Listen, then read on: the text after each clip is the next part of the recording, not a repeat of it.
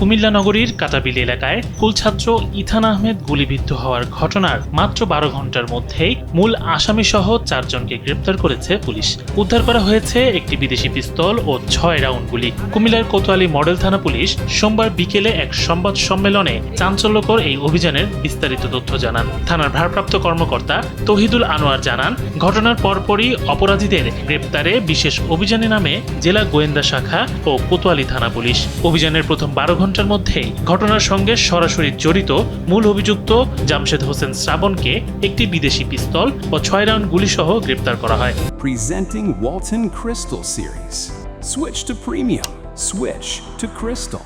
শ্রাবণকে জিজ্ঞাসাবাদের পর পুলিশ তাদের ধারাবাহিক অভিযান অব্যাহত রাখে। পরবর্তীতে এই ঘটনার সঙ্গে জড়িত আসিফ, আশিক এবং ইমন নামে আরও ৩ জনকে আটক করা হয়। আমরা ঘটনার পরপরই ঘটনার সাথে জড়িত একজন আসামিকে অ্যারেস্ট করি। তার নাম হচ্ছে জামশেদ আহমেদ শ্রাবণ। তাকে আটকের পরপরই একটি বিদেশি অস্ত্র মেড ইন ইউএসএ এবং ৬ রাউন্ড তাজা গুলি সহ গ্রেপ্তার করা হয় তাকে। এই ঘটনার সাথে আরও বেশ কয়েকজন লোক জড়িত ছিল। ৩ জনকে ধৃত করতে সমর্থ হয়েছে।